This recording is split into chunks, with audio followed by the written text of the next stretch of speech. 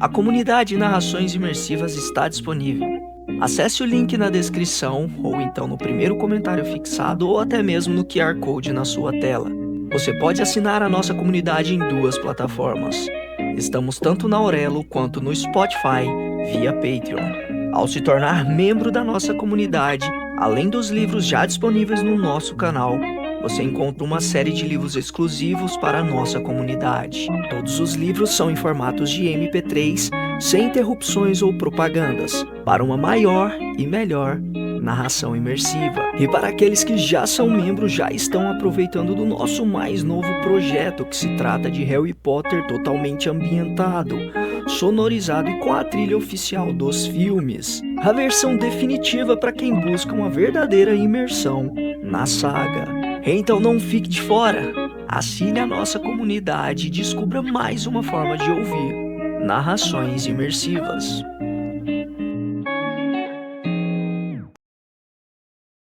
É Assim que Acaba, de Colin Hoover. Narrado por Isaura Jones. Para meu pai, por fazer o que pôde para não mostrar o pior de si. E para minha mãe, por garantir que nunca víssemos o pior dele. Parte 1. Capítulo 1. Enquanto estou aqui sentada, com um pé em cada lado do parapeito, observando as ruas de Boston a 2 andares abaixo, pensar em suicídio é inevitável. Não no meu. Gosto o suficiente de minha vida para querer vivê-la. Estou pensando em outras pessoas e em como decidem simplesmente acabar com a própria vida. Será que elas se arrependem em algum momento? No instante depois de se jogar, e no segundo antes do impacto, deve haver algum remorso durante aquela breve queda livre. Será que veem o chão se aproximando depressa e pensam: "Ah, que droga, que ideia péssima"? Por algum motivo, acho que não. Penso muito na morte. Ainda mais hoje, considerando que acabei de 12 horas antes fazer um dos discursos fúnebres mais épicos que o povo de Pletora, no Maine, já testemunhou. Tudo bem, talvez não tenha sido o mais épico, mas poderia muito bem ser o mais desastroso. Acho que depende se a pergunta for feita para mim ou para minha mãe. Minha mãe, que provavelmente vai passar um ano inteiro sem falar comigo depois de hoje. Não me entenda mal. Meu discurso fúnebre não foi tão marcante a ponto de entrar para a história, como o de Brooke Shields no funeral de Michael Jackson, ou da irmã de Steve Jobs, ou do irmão de Pat Tillman. Mas foi épico à própria maneira. No início, fiquei nervosa. Afinal, era o funeral do extraordinário Andrew Bloom, prefeito idolatrado de minha cidade natal, Pletora, no Maine. Dono da agência imobiliária de maior sucesso da cidade. Marido da idolatrada Jenny Bloom, a mais reverenciada professora auxiliar de toda a Pletora. E pai de Lily Bloom, aquela garota estranha de excêntrico cabelo ruivo, que certa vez se apaixonou por um mendigo e envergonhou toda a família. Eu sou Lily Bloom, e Andrew era meu pai. Assim que terminei o discurso fúnebre, peguei um voo para Boston e sequestrei o primeiro telhado que encontrei. Mais uma vez, não porque sou suicida. Não tenho nenhum plano de saltar deste telhado. Só precisava de ar fresco e silêncio, nada mais. Algo impossível de conseguir em meu apartamento no 3º andar, sem acesso ao telhado, e morando com uma garota que adora se ouvir cantando. Porém, não pensei em como estaria frio aqui em cima. Não está insuportável, mas também não está nada confortável. Pelo menos dá para ver as estrelas. Pais falecidos, irritantes colegas de apartamento e discursos fúnebres questionáveis não parecem nada mal quando o céu noturno está límpido o suficiente para, literalmente, espelhar o esplendor do universo. Amo quando o céu me faz sentir insignificante. Estou gostando desta noite. Bem, vou reformular a frase para que ela reflita meus sentimentos de maneira mais apropriada, no passado. Eu estava gostando desta noite. Mas, para minha infelicidade, a porta foi aberta com tanta força que quase esperei ver a escada cuspir um humano no telhado. A porta se fecha novamente, e passos se movem com pressa pelo piso. Não me dou o trabalho de erguer o olhar. Seja quem for, é muito provável que nem me perceba em cima do parapeito à esquerda da porta. A pessoa saiu com tanta pressa que não será culpa minha se presumir que está sozinha. Suspiro baixinho, fecho os olhos e encosto a cabeça na parede de estuque atrás de mim, xingando o universo por ter me tirado um momento introspectivo de paz. O mínimo que o universo pode fazer é garantir que seja uma mulher, não um homem. Se vou ter companhia, prefiro uma mulher. Sou durona para meu tamanho, e provavelmente consigo me virar sozinha na maior parte das situações. Mas estou relaxada demais para ficar sozinha com um desconhecido no telhado, tarde da noite. Temo pela minha segurança, e sinto que preciso ir embora, mas não queria ir. Como disse, estou relaxada. Finalmente permito que meus olhos percorram um trajeto até a silhueta inclinada por cima do parapeito. Infelizmente, tenho certeza de que é um homem. Mesmo naquela posição, noto que é alto. Ombros largos criam grande contraste em relação à maneira frágil como ele apoia a própria cabeça nas mãos. Mal percebo o pesado subir e descer de suas costas enquanto ele inspira fundo, para exalar com força em seguida. Parece à beira de um colapso. Considero dizer alguma coisa ou pigarrear para alertá-lo de que tem companhia, mas antes que eu faça, ele gira e chuta uma das cadeiras do terraço. Eu me retraio quando o móvel arranha o telhado, mas, como ele não imagina ter plateia, não para com um só chute. Ele atinge a cadeira repetidamente, sem parar. E, em vez de se render sob a força bruta daquele pé, a cadeira apenas se afasta cada vez mais. Aquela cadeira deve ser feita de polímero resistente à maresia. Certa vez, vi meu pai atropelar uma mesa de jardim feita desse polímero. A coisa praticamente riu. O para-choque amassou, mas a mesa nem arranhou. O cara parece notar que não é páreo para um material de tamanha qualidade, porque finalmente desiste de chutar. Fica ali, perto do móvel, os punhos cerrados nas laterais do corpo.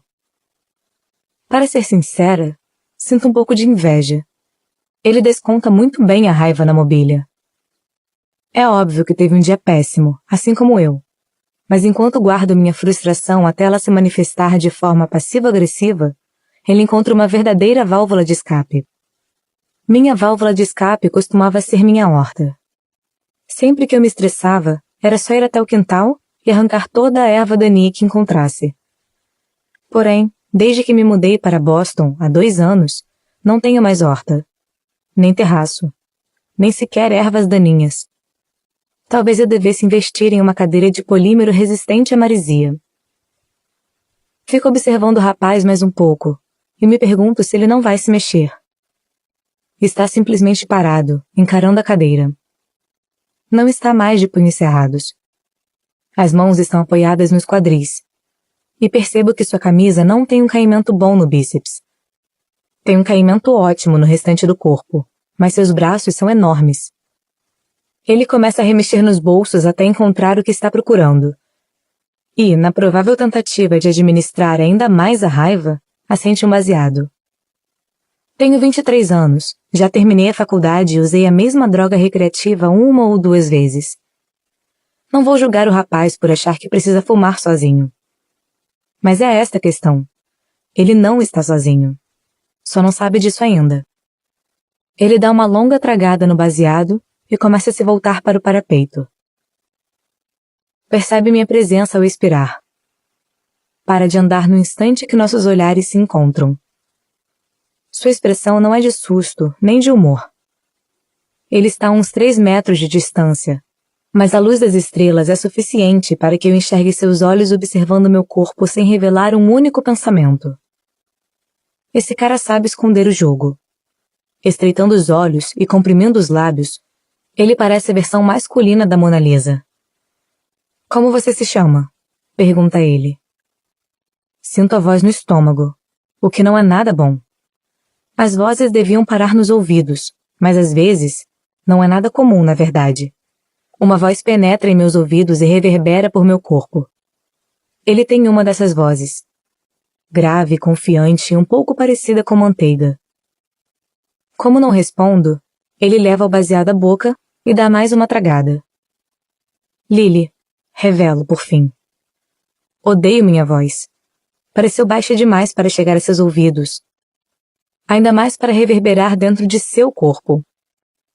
O cara ergue um pouco o queixo e aponta a cabeça para mim. Pode descer daí, por favor, Lily. Só quando ele pede isso percebo sua postura. Está em pé, corpo ereto, até mesmo rígido.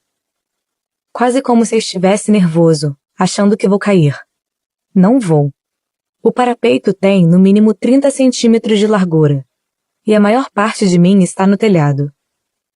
Seria muito fácil me segurar antes de cair, sem falar que o vento está a meu favor. Olho para minhas pernas e depois para ele. Não, obrigada. Estou bem confortável aqui. Ele se vira um pouco, como se não conseguisse me olhar diretamente. Por favor, desça. Agora é mais uma ordem, apesar de ele ter dito por favor. Tem 7 cadeiras vazias aqui. Por pouco não 6. Corrijo, lembrando que ele quase assassinou uma delas. Ele não acha graça na resposta. Como não obedeço a ordem, ele dá 2 passos em minha direção. Você está a meros 7 centímetros da morte. E ela já me fez companhia por tempo demais hoje. Ele gesticula novamente para que eu desça. Está me deixando nervoso, sem falar que isso corta meu barato. Reviro os olhos e passo as pernas por cima do parapeito. Deus me livre de desperdiçar um baseado. Dou um pulo para descer e limpo as mãos na calça jeans. Melhorou? Pergunto enquanto me aproximo. O cara expira com força, como se tivesse prendido a respiração ao me ver em cima do parapeito. Passo por ele em direção ao lado do telhado com a melhor vista, e no meio tempo, não deixo de perceber como ele é incrivelmente bonito. Não, bonito é um insulto. O cara é lindo. Tem as mãos cuidadas, cheira a dinheiro e parece ser bem mais velho que eu. Seus olhos se enrugam ao me seguir, e seus lábios parecem em bico, mesmo quando relaxados. Quando chego ao lado do prédio com vista para a rua, eu me inclino e fico olhando os carros lá embaixo, tentando não demonstrar minha admiração. Só pelo corte de cabelo, já dá para perceber que esse é o tipo de homem que impressiona facilmente. E eu me recuso a alimentar seu ego. Não que tenha feito alguma coisa para me convencer de que é metido. Porém, está vestindo uma camisa casual da Burberry, e acho que nunca estive no radar de alguém com dinheiro para, casualmente, comprar uma dessas. Escuto passos se aproximando atrás de mim, e ele se inclina na grade ao meu lado. De soslaio, eu observo dar uma tragada no baseado. Após terminar, ele o oferece, mas recuso com um gesto. A última coisa de que preciso é me drogar perto desse cara. Sua voz já é praticamente uma droga. Meio que quero ouvi-la de novo, então pergunto. Então, o que aquela cadeira fez para te deixar tão zangado? Ele olha para mim. Quero dizer, realmente me olha. Seus olhos encontram os meus e ele me encara com firmeza, como se todos os meus segredos estivessem bem no rosto. Jamais vi olhos tão escuros. Talvez eu até tenha visto, porém parecem mais escuros quando associados a uma presença tão intimidante. Ele não me responde, mas minha curiosidade não é facilmente saciada. Se ele me obrigou a descer de um parapeito muito confortável e tranquilo, espero que ele me entretenha com respostas para minhas perguntas indiscretas. Foi uma mulher? Pergunto. Ela partiu seu coração? Ele ri um pouco.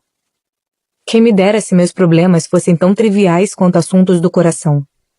Ele se encosta na parede e se vira para mim. Você mora em que andar? Lambe os dedos e aperta a extremidade do baseado antes de guardá-lo no bolso. Nunca te encontrei. É porque não moro aqui. Aponto para meu apartamento. Está vendo aquele prédio da seguradora? Ele semicerra as pálpebras enquanto olha na direção indicada. Aham. Moro no prédio ao lado. É baixo demais para ver daqui. São só 3 andares. Ele se volta para mim, apoiando o cotovelo no parapeito. Se mora ali, por que está aqui? É o apartamento de seu namorado ou algo assim? Por algum motivo, seu comentário faz com que me sinta fácil. Foi óbvio demais. Uma cantada amadora. Pela aparência, sei que é mais habilidoso. Então, fico com a impressão de que ele deixa as cantadas mais difíceis somente para as mulheres merecedoras. Seu telhado é legal. Respondo. Ele ergue a sobrancelha, esperando que eu explique melhor. Eu queria tomar ar fresco, um lugar para pensar. Abri o Google Earth e encontrei um prédio com um terraço decente mais próximo. Ele me olha sorrindo. Pelo menos você é econômica, comenta. Essa é uma boa qualidade. Pelo menos? Assento, porque sou mesmo econômica. E essa é mesmo uma boa qualidade.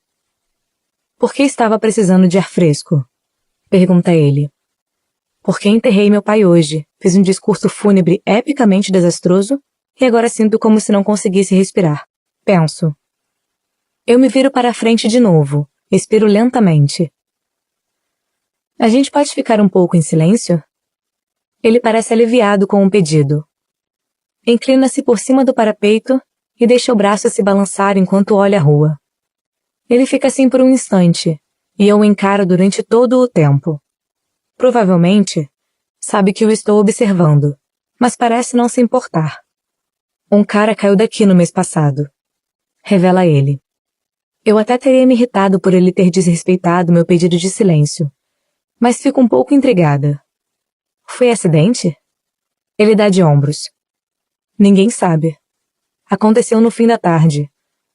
A esposa contou que preparava o jantar quando o marido subiu para tirar fotos do pôr do sol. Ele era fotógrafo. Acham que estava se inclinando por cima do parapeito para tirar uma foto do horizonte e acabou escorregando. Olho por cima do parapeito, me perguntando como alguém se coloca em uma situação com risco real de acidente. Mas então, me lembro de que estava sentada no parapeito do outro lado do teto há apenas alguns minutos. Quando minha irmã me contou o que aconteceu, fiquei pensando se ele tinha conseguido a foto ou não. Torci para que a câmera não tivesse caído também, porque teria sido o maior desperdício, sabe? Morrer por causa do amor pela fotografia, mas sem conseguir a foto que custou sua vida. O pensamento me faz rir, mas não sei se devia achar graça. Você sempre diz exatamente o que pensa? Ele dá de ombros. Para a maioria das pessoas, não. Isso aumenta meu sorriso. Fico feliz em saber que, mesmo sem me conhecer, por algum motivo, ele não me considera a maioria das pessoas. Ele apoia as costas no parapeito e cruza os braços. Você nasceu aqui? Balanço a cabeça. Não. Eu me mudei do Maine depois da formatura. Ele enruga o nariz, o que é meio sensual.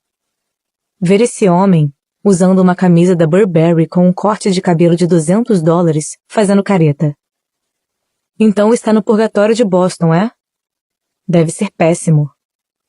Como assim? Pergunto. Ele retorce o canto da boca. Os turistas a tratam como nativa, enquanto os nativos a tratam como uma turista. Rio. Uau, que descrição mais precisa. Estou aqui há 2 meses. Nem cheguei ao purgatório ainda. Então está se saindo melhor que eu. Por que veio a Boston? Minha residência. E minha irmã mora aqui. Ele bate o pé. Bem aqui embaixo, na verdade. Casou com um especialista em tecnologia daqui de Boston, e eles compraram o último andar. Olho para baixo. O último andar inteiro? Ele confirma com a cabeça. O filho da mãe é um sortudo que trabalha de casa. Nem precisa tirar o pijama e ganha mais de 7 dígitos por ano. É mesmo um filho da mãe sortudo, penso. Que tipo de residência? Você é médico? Ele assente. Neurocirurgião. Falta menos de 1 ano para terminar a residência. Depois disso, é oficial. Estiloso, eloquente e inteligente. E fuma maconha. Se fosse uma questão do vestibular, eu perguntaria qual alternativa não combina com as outras. E médicos deviam fumar maconha? Ele abre um sorriso irônico. Provavelmente não. Mas, se a gente não se desse esse luxo de vez em quando, juro que o número de médicos pulando desses parapeitos seria bem maior. Ele está virado para a frente de novo, apoiando o queixo nos braços. Está de olhos fechados, como se aproveitasse o vento no rosto. Assim, não parece tão intimidante. Quer saber de algo que só quem mora em Boston sabe? Claro, responde ele, voltando a atenção para mim.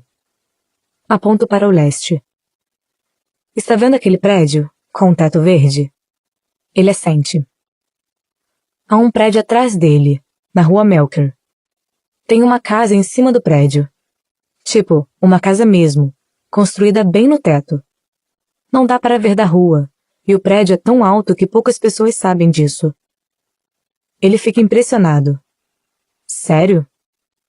Confirmo com a cabeça. Vi quando estava procurando no Google Earth. Então pesquisei o local. Pelo visto, concederam uma licença para a construção em 1982. Deve ser muito legal, não acha? Morar em uma casa no topo de um prédio. O telhado seria todo seu, argumenta ele. Eu não tinha pensado nisso. Se eu fosse dona do telhado, poderia ter hortas. Eu teria uma válvula de escape. Quem mora lá? Pergunta ele. Ninguém sabe. É um dos grandes mistérios de Boston. Ele ri e depois me olha com curiosidade. Qual seria outro grande mistério de Boston? Seu nome. Assim que digo isso, dou um tapa na própria testa.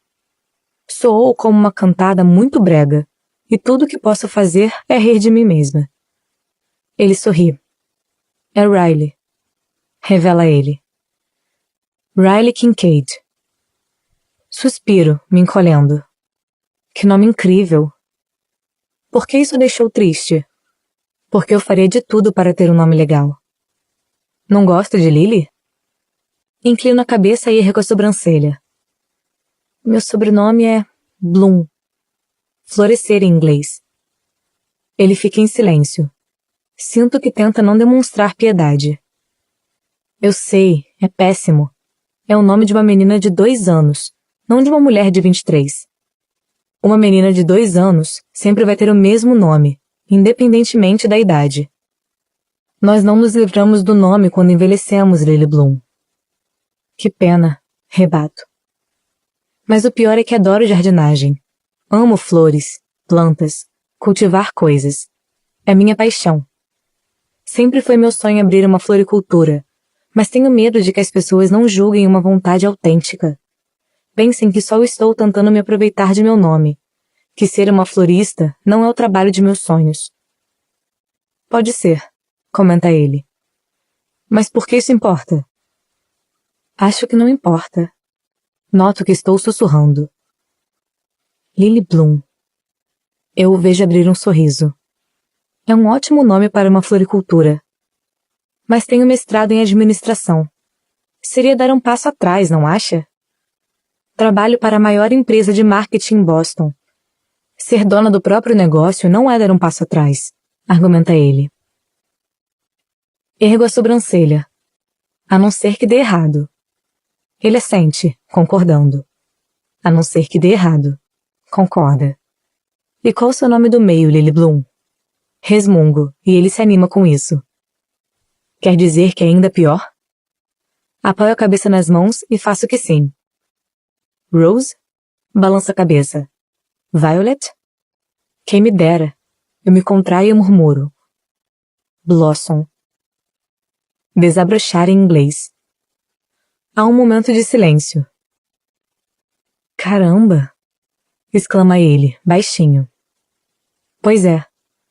Blossom era o sobrenome de solteira de minha mãe. E meus pais acharam que os sobrenomes sinônimos eram um sinal do destino. Então, claro, que quando nasci, quiseram me dar o nome de Flor. Seus pais devem ser uns babacas. Um deles é. Era. Penso. Meu pai morreu esta semana. Ele olha para mim. Ah tá. Não vou cair nessa. Estou falando sério. Por isso vim até aqui hoje. Acho que eu estava precisando chorar um pouco. Ele fica me encarando por um instante, desconfiado, para ter certeza de que não o estou enganando. Mas não se desculpa pela gafe. Em vez disso, os olhos ficam um pouco mais curiosos, como se ele estivesse realmente intrigado. Vocês eram próximos? Que pergunta difícil. Apoio o queixo nos braços e volto a olhar a rua. Não sei. Respondo, dando de ombros. Como filha, eu o amava. Mas como ser humano, eu o odiava. Sinto que ele continua me observando. Depois diz. Gosto disso. De sua sinceridade. Ele gosta de minha sinceridade. Devo estar corando. Ficamos em silêncio por mais um tempo, até que ele pergunta. Você às vezes deseja que as pessoas fossem mais transparentes? Como assim? Ele passa o polegar em um pedaço de estuque descascado até soltá-lo. Dá um peteleco, jogando-o por cima do parapeito. Sinto que todo mundo finge ser quem é. Que no fundo, somos todos igualmente ferrados. Alguns apenas escondem isso melhor que os outros. Ou ele está ficando meio chapado, ou é muito introspectivo. Seja como for, acho bom. Minhas conversas preferidas são as sem nenhuma resposta real. Não acho um pouco de reserva ruim. Avalio. Nem sempre as verdades nuas e cruas são bonitas. Ele me encara por um instante. Verdades nuas e cruas. Repete ele. Gostei disso. Ele se vira e vai até o meio do telhado. Ajeita o encosto de uma espreguiçadeira atrás de mim e depois se acomoda ali. É reclinável, então ele põe as mãos atrás da cabeça e observa o céu. Vou parar do lado e me ajeito até ficar na mesma posição. Me conte uma verdade nua e crua, Lily. Sobre o quê? Ele dá de ombros. Não sei. Algo de que você não se orgulha. Algo que me faça sentir menos ferrado. Ele encara o céu, esperando minha resposta. Meus olhos seguem a linha de seu maxilar, a curva das bochechas, o contorno dos lábios. Suas sobrancelhas estão unidas, contemplativas. Não sei o motivo, mas ele parece precisar de uma conversa. Penso na pergunta e tento encontrar uma resposta sincera. Quando consigo, desvio o olhar e volto a encarar o céu. Meu pai era violento. Não comigo, com minha mãe. Ficava tão alterado quando brigavam que, às vezes, até batia nela. Quando isso acontecia, ele passava 1 ou 2 semanas tentando recompensá-la pelo que acontecera. Comprava flores ou nos levava para jantar fora. Às vezes, ele comprava alguma coisa para mim, porque sabia como eu odiava essas brigas. Quando eu era criança, ansiava por elas, porque sabia que se ele batesse em minha mãe, as 2 semanas seguintes seriam ótimas. Paro. Acho que nunca admiti isso nem para mim mesma. Claro que, se fosse possível, eu nunca permitiria que a machucasse. Mas a violência era inevitável no casamento dos dois, e se tornou nosso padrão. Quando fiquei mais velha, percebi que não fazer nada também me tornava culpada. Passei boa parte da vida odiando por ser uma pessoa tão ruim, mas não sei se sou melhor. Talvez nós dois sejamos pessoas ruins. Riley olha para mim, pensativo. Lily, diz ele enfaticamente. Não existe isso de pessoas ruins. Todos nós somos humanos, e às vezes fazemos coisas ruins. Abro a boca para responder, mas suas palavras me deixam em silêncio. Todos nós somos humanos, e às vezes fazemos coisas ruins. Acho que isso é verdade, de certa maneira. Ninguém é exclusivamente ruim ou exclusivamente bom. Algumas pessoas só precisam se esforçar mais para suprimir o lado ruim. Sua vez, digo a ele. Com base em sua reação, acho que não quer participar da própria brincadeira. Ele suspira fundo e passa a mão no cabelo. Abre a boca para falar, mas depois a fecha de novo. Fica pensando por um instante. Finalmente diz. Vi um garotinho morrer esta noite. A voz sai abatida. Só tinha 5 anos. Ele e o irmão mais novo encontraram uma arma no quarto dos pais. Enquanto o mais novo a segurava, o revólver disparou por acidente. Meu estômago se revira. Acho que isso já é verdade demais para mim. Quando ele chegou à mesa de cirurgia, não dava para fazer mais nada. Todo mundo ao redor, as enfermeiras, os outros médicos, todos sentiram muita pena da família. Coitados dos pais, disseram. Mas quando fui até a sala de espera dar a notícia aos dois, não senti um pingo de pena. Eu queria que sofressem. Queria que sentissem o peso de sua ignorância ao deixar uma arma carregada ao alcance de crianças inocentes. Queria que entendessem que, além de perder um filho, tinham arruinado a vida do que puxou o gatilho. Meu Deus, eu não estava preparada para algo tão pesado. Nem consigo imaginar como uma família supera uma coisa assim. Coitado do irmão do garoto, comento. Não consigo imaginar como isso vai afetá-lo. Testemunhar algo desse nível. Riley dá um peteleco em alguma coisa na calça jeans. É algo que vai destruir sua vida. É isso que vai acontecer. Eu me viro para ele, ficando de lado e apoiando a cabeça na mão. É difícil ver essas coisas todo dia? Ele balança um pouco a cabeça. Devia ser muito mais difícil. Porém, quanto mais tempo passo perto da morte, mais se torna parte da vida. Não sei como me sinto em relação a isso. Ele faz contato visual de novo. Me conte outra, pede. Acho que a minha foi mais perturbadora que a sua. Discordo. Mas confessa coisa perturbadora que fiz há apenas 12 horas. 2 dias atrás, minha mãe me pediu para fazer o discurso fúnebre no enterro de meu pai.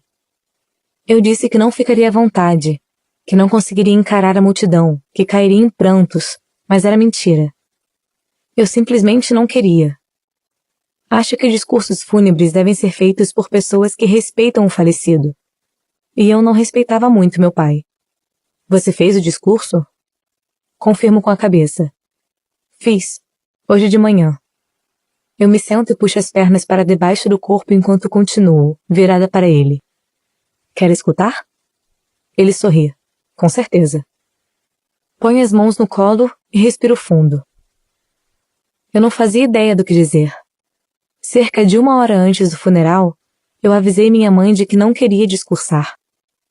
Ela pediu algo simples. Disse que deixaria meu pai feliz. Garantiu que eu só precisaria ir até o púlpito dizer 5 coisas boas sobre meu pai. Então, foi exatamente o que fiz. Riley se apoia no cotovelo, parecendo ainda mais interessado. Ele nota em meu olhar que a situação vai piorar. Ah não, Lily. O que você fez? Vou reencenar. Levanto e sigo até o outro lado da espreguiçadeira. Eu me impertigo e ajo como se estivesse olhando para a mesma plateia com que me deparei pela manhã. Pigarreio. Oi, meu nome é Lily Bloom, filha do falecido Andrew Bloom. Agradeço a presença de todos aqui hoje, em luto por essa perda. Eu queria aproveitar este momento para homenagear a vida de meu pai e compartilhar com vocês 5 coisas boas sobre ele. A primeira... Olho para Riley e dou de ombros. Foi isso. Ele se senta. Como assim? Eu me sento na espreguiçadeira e depois me deito de novo. Fiquei lá parada por 2 minutos inteiros sem dizer mais nada. Eu não tinha nada de bom para dizer sobre aquele homem. Então fiquei encarando todo mundo até minha mãe perceber minha intenção e pedir para meu tio intervir. Riley inclina a cabeça. Está brincando? Você fez o oposto de uma homenagem no funeral de seu pai? Assinto. Não estou orgulhosa do que fiz. Acho que não. Quero dizer, se dependesse de mim, ele teria sido uma pessoa bem melhor, e eu falaria 1 hora sobre ele. Riley se deita de novo. Uau! Exclama ele, balançando a cabeça. Você meio que é minha heroína. Zombou de um falecido. Que coisa de mau gosto. Bem, a verdade nua e crua dói. Eu rio. Sua vez. Não vou conseguir superar isso, diz ele. Tenho certeza de que consegue chegar perto. Não sei não. Revira os olhos. Consegue sim. Não faça eu me sentir a pior pessoa aqui. Me conte seu pensamento mais recente, um que a maioria das pessoas não diria em voz alta. Ele põe as mãos atrás da cabeça e me encara nos olhos. Quero te comer. Fico boquiaberta, depois me recomponho. Acho que estou sem palavras. Ele me olha com inocência. Você pediu meu pensamento mais recente, então contei. Você é linda, eu sou homem. Se você gostasse de sexo casual, eu te levaria para meu quarto lá embaixo e te comeria. Nem consigo olhar para ele. Seu comentário me faz sentir várias coisas ao mesmo tempo. Bem, eu não gosto de sexo casual. Imaginei. Diz, sua vez. Ele está tão tranquilo, nem parece que acabou de me deixar sem palavras. Preciso de um instante para me recompor depois dessa. Explico, rindo. Tento pensar em algo que vai deixá-lo um pouco chocado, mas não consigo esquecer o que ele acabou de dizer. Em voz alta. Talvez seja porque é neurocirurgião. Jamais imaginei alguém tão instruído falando algo vulgar de forma aleatória. Eu me recomponho, um pouco, e depois digo. Tá, já que estamos nesse assunto, o primeiro cara com quem transei era um mendigo. Ele se anima e se vira para mim. Ah, preciso saber mais sobre essa história. Estico o braço e apoio a cabeça ali. Cresci no Maine. A gente morava em um bairro bem razoável, mas a rua de trás não estava em condições tão boas. Nosso quintal era colado a uma casa condenada, adjacente a 2 terrenos abandonados.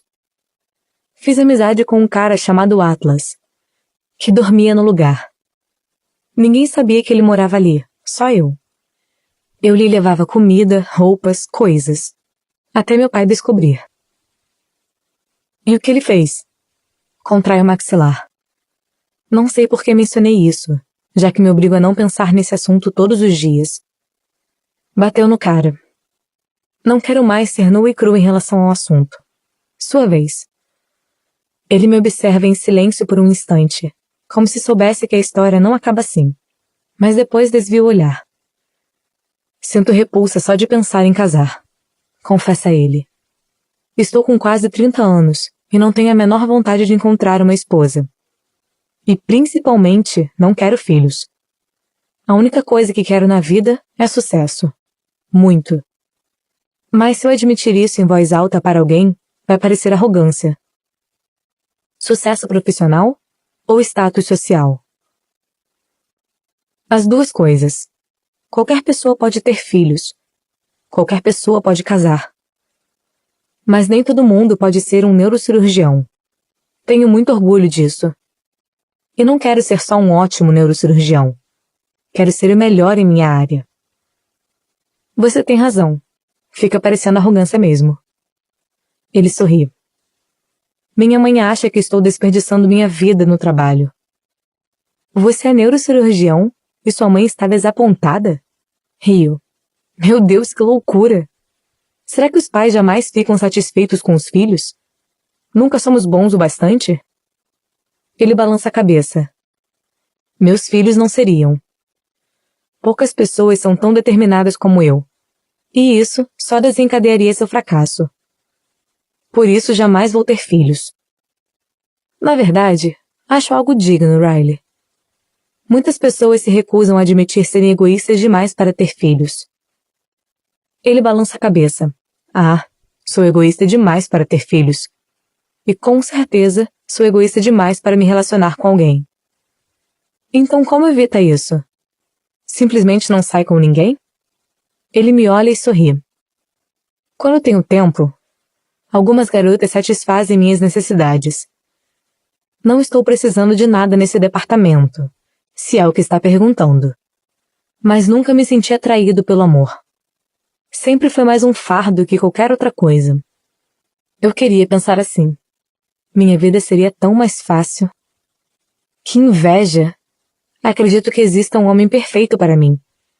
E vivo me decepcionando, porque ninguém corresponde a meus padrões. Parece que estou em uma busca infinita pelo Santo Graal. Devia testar meu método. Aconselha ele. Qual? Sexo casual. Ele ergue a sobrancelha, como se fosse um convite. Ainda bem que está escuro, porque meu rosto parece em brasas. Eu nunca conseguiria transar com alguém sabendo que não daria em nada. Argumento, em voz alta, mas minhas palavras carecem de convicção.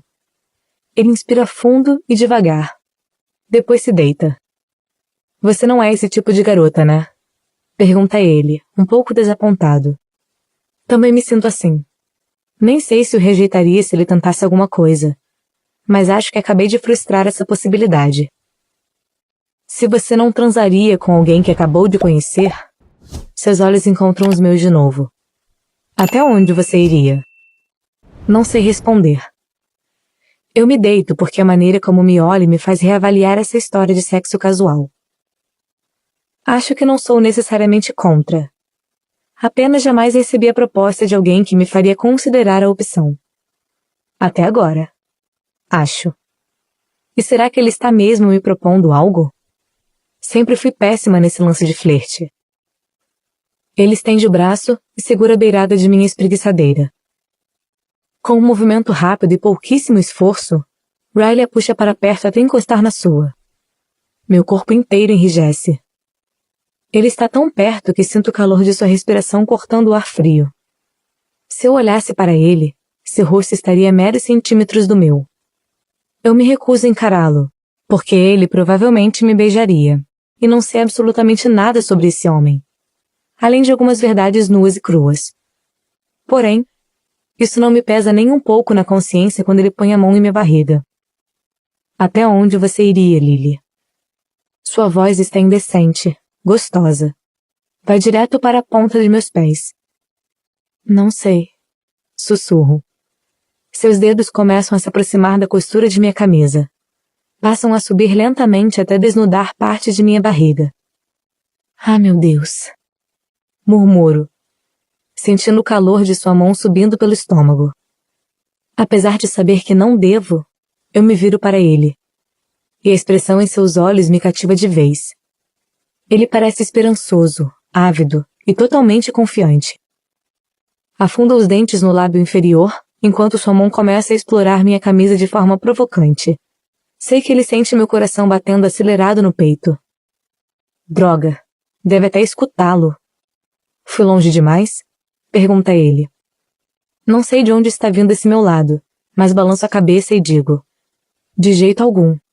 Com um sorriso, seus dedos roçam a parte de baixo de meu sutiã, fluindo levemente por minha pele, que está toda arrepiada. Assim que fecha as pálpebras, um som penetrante rasga o ar. Sua mão enrijece quando nós dois percebemos que é um celular. O dele. Ele encosta a testa em meu ombro. Droga. Franzo o senho quando sua mão abandona minha pele. Ele remexe no bolso procurando o celular, se levanta e se afasta alguns metros para atender a ligação. Dr. Kincaid? Diz ele. Escuta atentamente, agarrando a nuca.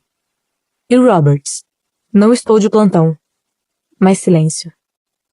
Ok, me dê 10 minutos. Estou indo. Ele encerra a ligação e guarda o celular no bolso. Ao se virar para mim, parece um pouco desapontado. Aponta para a porta que leva à escada. Eu preciso... Balanço a cabeça. Tudo bem. Ele me analisa por um instante e depois ergue o dedo. Não se mexa, ordena Riley, pegando o celular mais uma vez.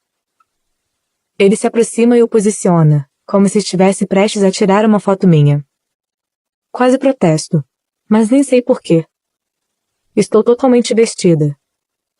Mas por algum motivo não me sinto assim. Riley tira uma foto minha, deitada na espreguiçadeira, os braços relaxados acima da cabeça. Não faço ideia do que pretende fazer com aquilo, mas gosto do fato de que atirou. Gosto de saber que senti vontade de lembrar como sou, por mais que imagine jamais voltar a me ver. Observa a foto na tela por alguns segundos e sorri. Eu me sinto meio tentada a tirar uma foto sua também. Mas não sei se quero uma lembrança de alguém que nunca mais verei. Pensar nisso é um pouco deprimente. Foi um prazer conhecê-la, Lily Bloom. Espero que você desafie as probabilidades e realmente conquiste seu sonho. Sorrio, triste e confusa em relação ao rapaz. Não sei se eu já havia conhecido alguém assim, com um estilo de vida e uma faixa de imposto de renda totalmente diferentes dos meus. Provavelmente nunca mais o farei. Porém, Perceber que não somos tão diferentes assim é uma boa surpresa. Equívoco confirmado. Ele olha para os próprios pés por um instante, parado de um jeito bastante incerto. Como se estivesse dividido entre a vontade de dizer mais alguma coisa e a necessidade de partir. Ele me olha uma última vez. Nesse momento, seu rosto não está impassível. Percebo o desapontamento na linha de sua boca antes de ele se virar e seguir na direção oposta. Abre a porta e escuto seus passos esvaecerem enquanto ele desce a escada correndo. Estou sozinha no telhado de novo, mas para minha surpresa, fico um pouco triste com isso. Capítulo 2. Lucy, minha colega de apartamento que adora se ouvir cantando, corre pela sala, pegando chaves, sapatos, óculos escuros. Estou sentada no sofá, abrindo caixas de sapato repletas de coisas antigas que eu trouxe de casa. Peguei tudo essa semana, quando voltei para o funeral de meu pai. Vai trabalhar hoje? Pergunta Lucy. Não, estou de licença até segunda. Luto. Ela para bruscamente. Até segunda? Zomba ela. Sua vaca sortuda. Sim, Lucy. Foi a maior sorte meu pai morrer. Ironizo, claro. Mas me contraio ao perceber que na verdade não pareci tão sarcástica assim. Você entendeu o que eu quis dizer, murmura ela, pegando a bolsa enquanto se equilibra em um pé e coloca o sapato no outro. Não vou dormir em casa hoje. Vou ficar com Alex. Ela bate a porta ao sair. Aparentemente, temos muito em comum. Mas, além do mesmo manequim, da mesma idade, e de nomes com 4 letras começados por L e terminados por Y, somos só 2 meninas dividindo um apartamento. Por mim, tudo bem. Além da cantoria incessante, ela é bem tolerável. É limpa e passa muito tempo fora.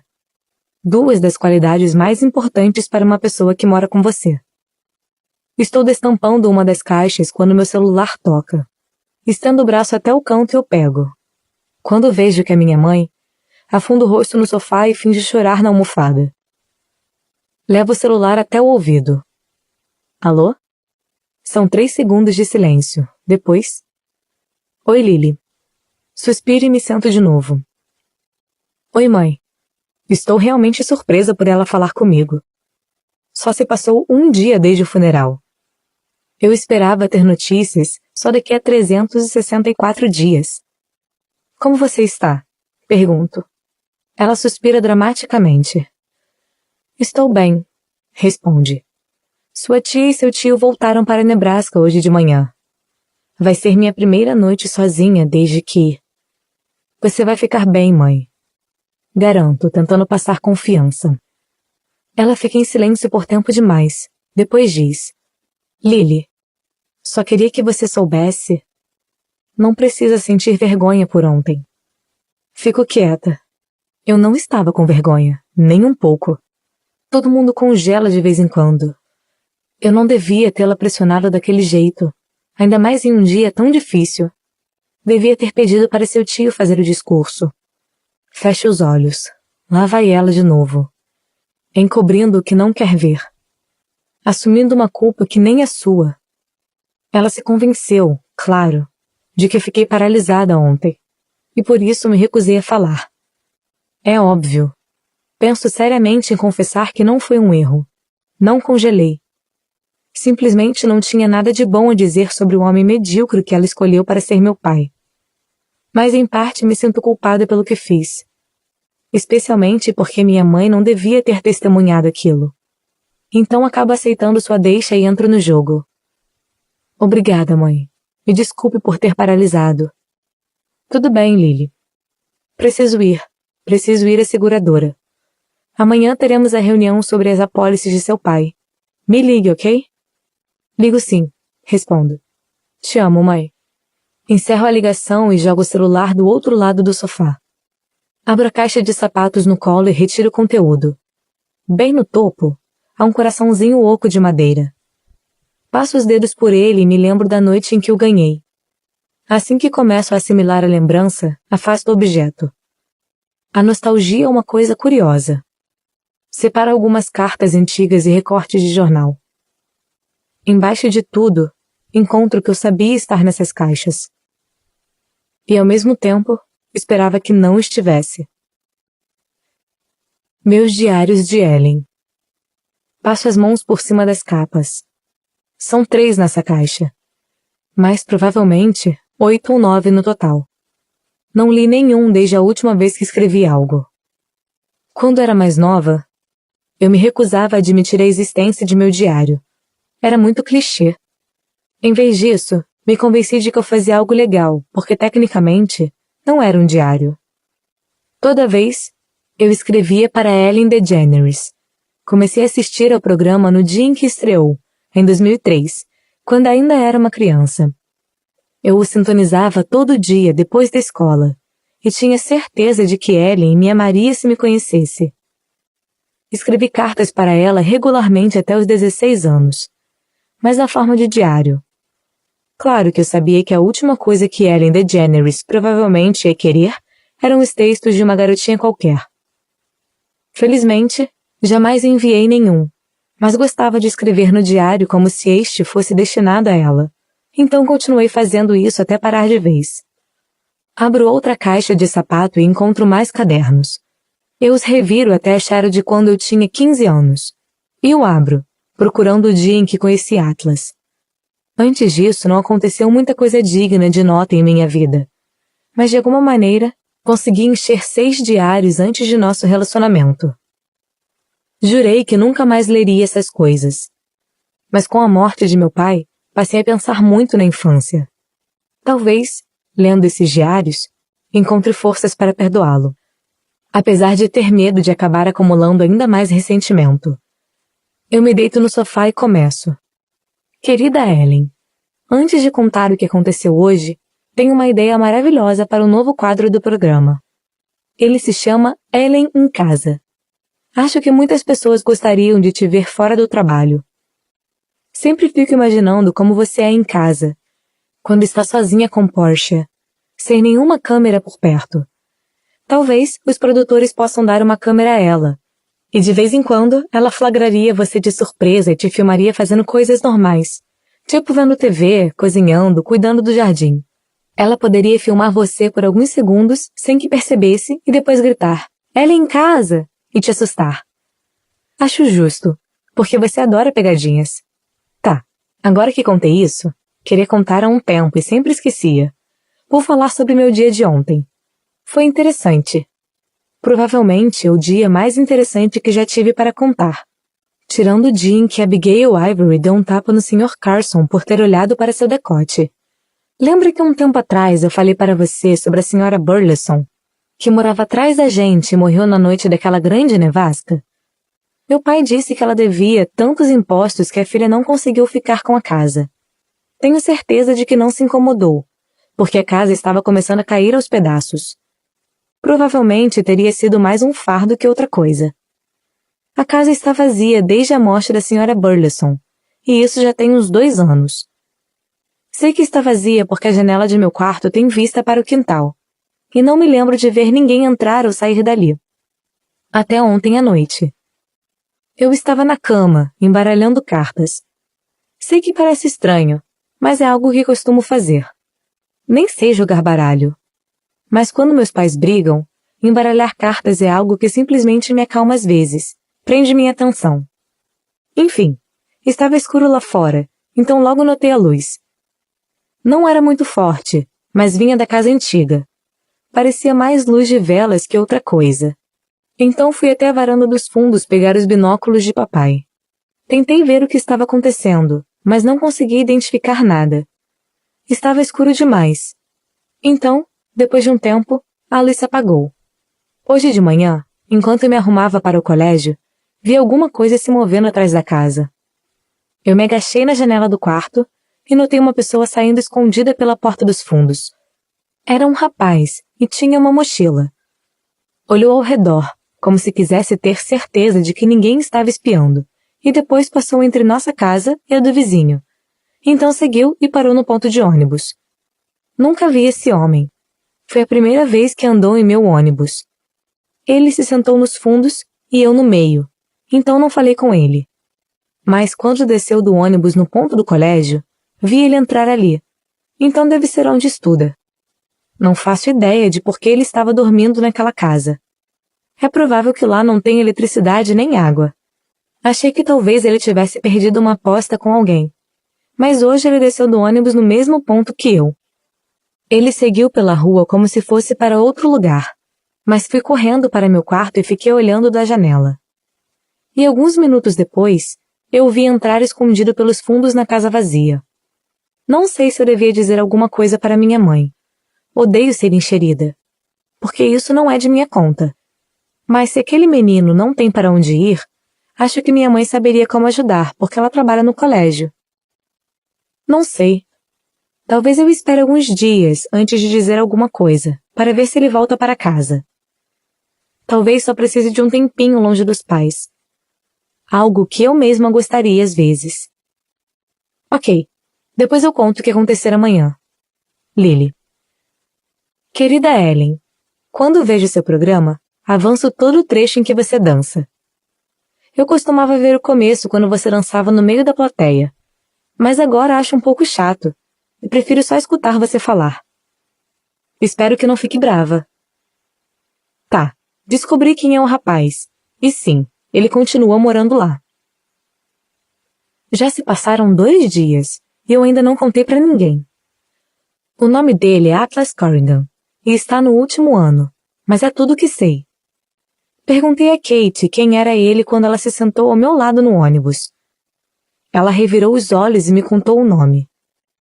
Mas depois disse, eu não sei mais nada sobre ele, mas ele fede. Ela enrugou o nariz como se estivesse enojada. Eu queria gritar com ela e dizer que não é culpa dele, que o menino não tem água em casa. Mas em vez disso, só olhei para ele. Talvez eu tenha olhado demais, porque ele percebeu que eu estava encarando. Quando cheguei em casa, fui cuidar da horta no quintal. Meus rabanetes estavam prontos para serem colhidos. Então fiquei lá fora fazendo isso. Só sobrou isso na horta. Está começando a esfriar, então não tem muita coisa que eu possa plantar. Eu provavelmente poderia ter esperado mais alguns dias antes de tirá-los, mas também fui lá para fora porque estava sendo enxerida. Enquanto os puxava, percebi que alguns estavam faltando.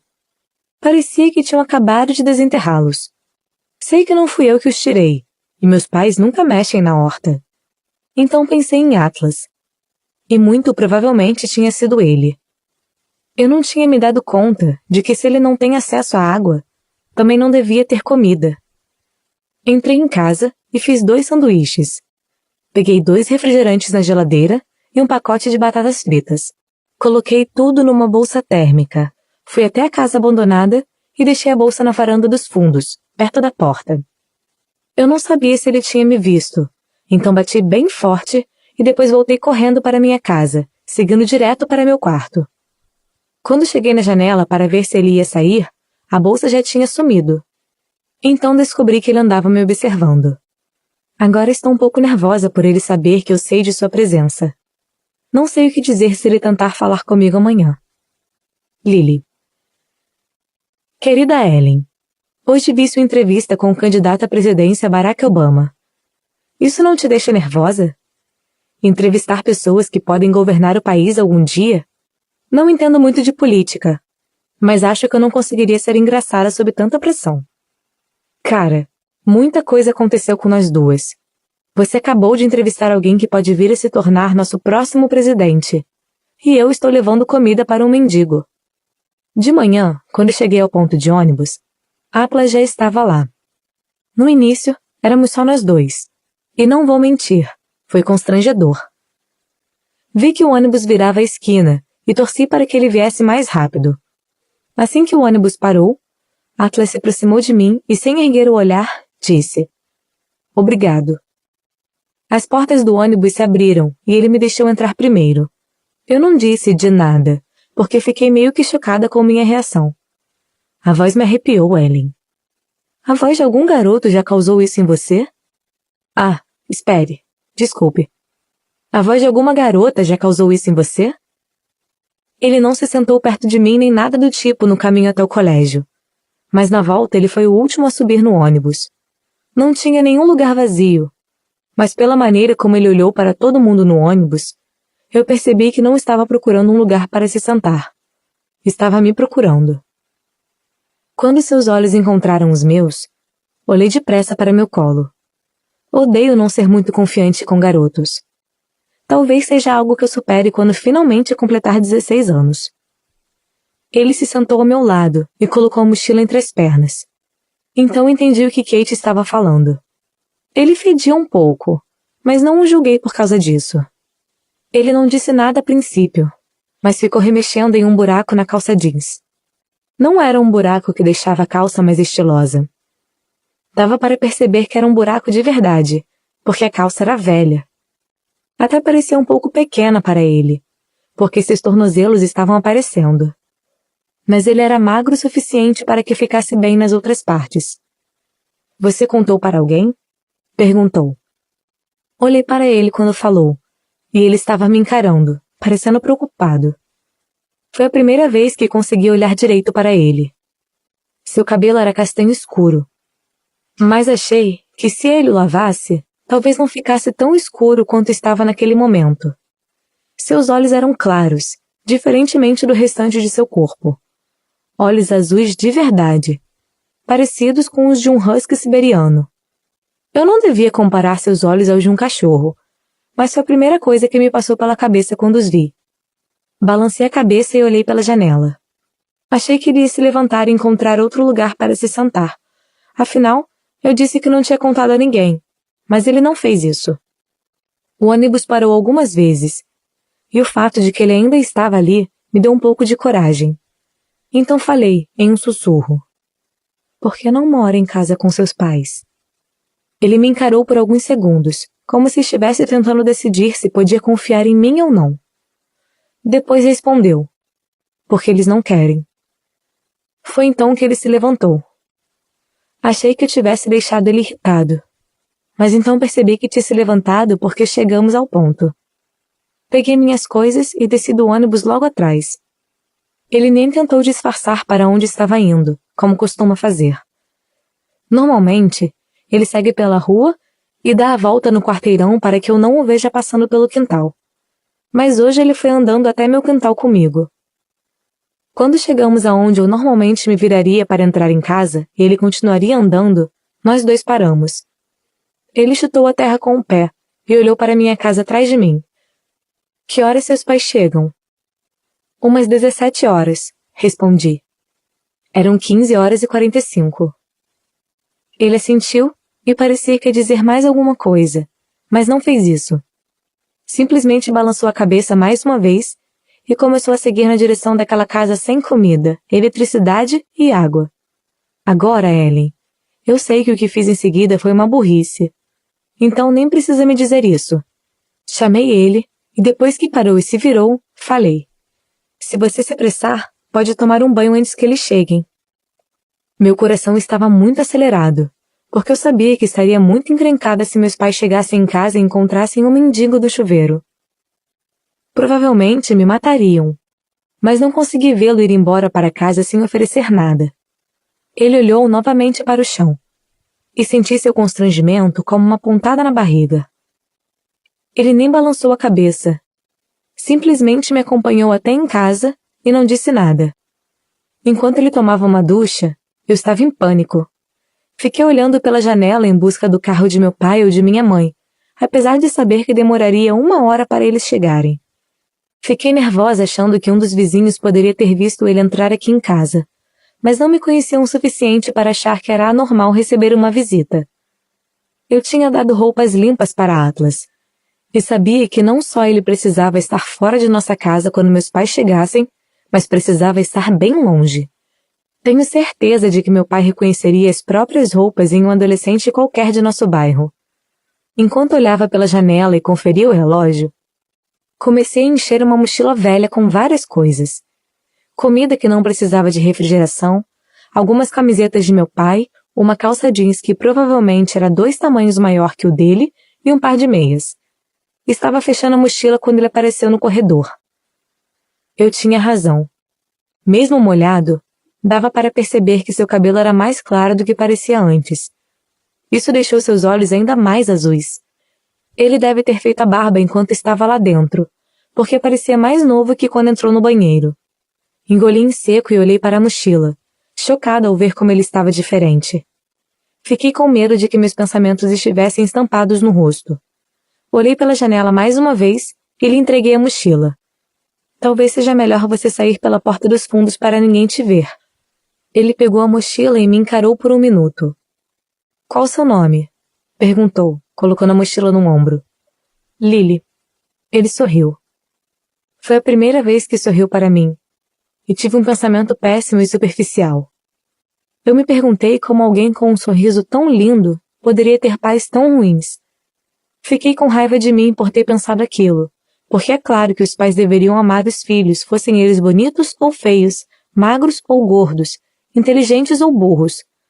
Mas às vezes não dá para controlar a própria mente. É preciso treiná-la para nunca mais pensar a mesma coisa. Ele estendeu a mão e disse: Meu nome é Atlas. Eu sei. Respondi sem apertar sua mão. Não sei por que não fiz isso. Não foi porque eu estava com medo de encostar nele. Quer dizer, eu estava com medo de encostar nele. Mas não porque eu me achava melhor que ele. Ele me deixava muito nervosa, só isso. Ele abaixou a mão, balançou a cabeça e depois disse: Acho melhor eu ir, então. Dei um passo para o lado para que ele pudesse passar. Atlas apontou para a cozinha, perguntando silenciosamente se a porta dos fundos ficava naquela direção. Assenti e o acompanhei pelo corredor. Quando ele chegou à porta dos fundos, eu o vi parar por um segundo ao ver meu quarto. De repente, fiquei com vergonha por ele estar vendo meu quarto. Ninguém nunca vê meu quarto, então nunca achei que precisava deixá-lo com uma aparência mais madura. A coberta e a cortina, ambas cor-de-rosa, são as mesmas desde que eu tinha 12 anos. Pela primeira vez na vida, tive vontade de arrancar meu pôster de Adam Brody. Atlas não pareceu se importar com a decoração do quarto. Ele olhou fixo para minha janela, a que dá para o quintal, e depois me olhou de novo. Antes de sair de minha casa, disse: Obrigado por não ser detrativa, Lily. E depois foi embora. Claro que eu já ouvi essa palavra, mas foi estranho ouvir um adolescente dizer isso. O mais estranho é como tudo em Atlas me parece muito contraditório. Como um rapaz que é nitidamente modesto, educado e usa palavras como detrativa, não tem onde morar.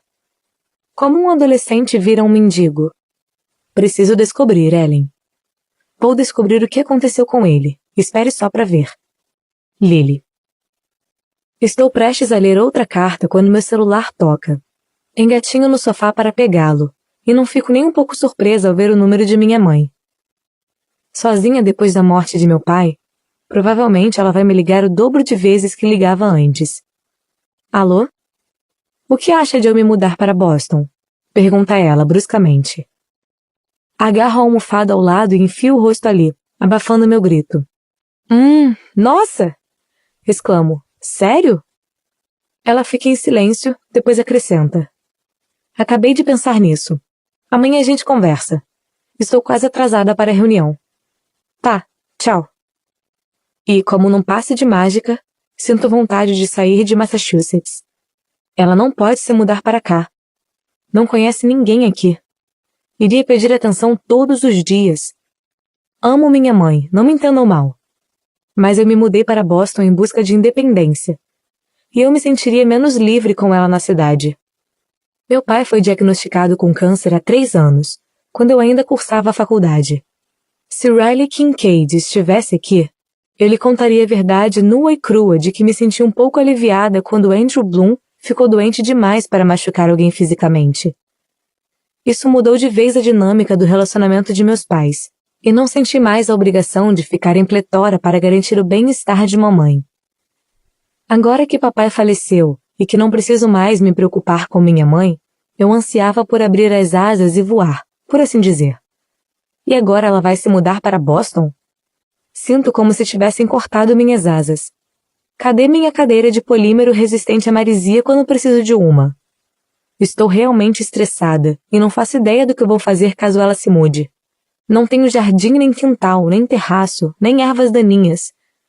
Preciso achar outra válvula de escape. Decido arrumar as coisas em casa. Guardo no armário do quarto todas as velhas caixas cheias de diários e bilhetes. Depois, organizo meu armário inteiro. Minhas joias, meus sapatos, minhas roupas. Ela não pode se mudar para Boston.